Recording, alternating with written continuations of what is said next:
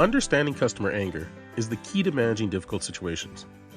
In an effort to find a solution, we could be doing things that escalate the conversation to a place it does not need to go. It is impossible to address the issue until the emotions are addressed first. In this short video, we're going to give you 5 tips to be able to understand and cope with an angry customer or member. Our first tip: anger precludes rationality.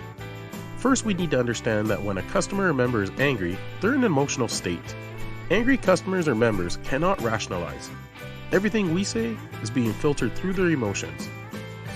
Since the centers for rationality and anger are on opposite sides of the brain, they need to be dealt with differently. So if we're trying to be rational, it could escalate the issue since the customer or member is wrapped up in their own emotions.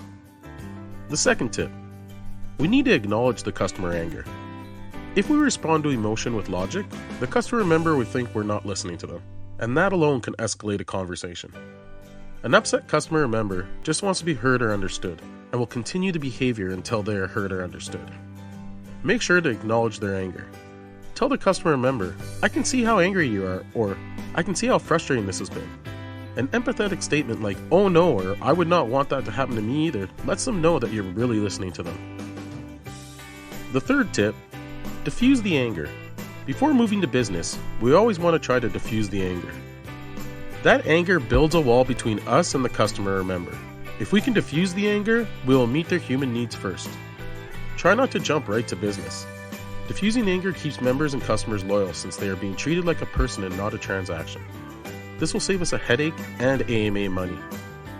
By not recognizing the emotion and allowing the customer or member to get angrier, it could cost AMA more money to make this customer or member happy. And when we diffuse the anger, it's much easier to move to business. Tip number 4. The issue is not always the issue. There are times when a member or customer has an issue, and they understand that it's something that we can fix.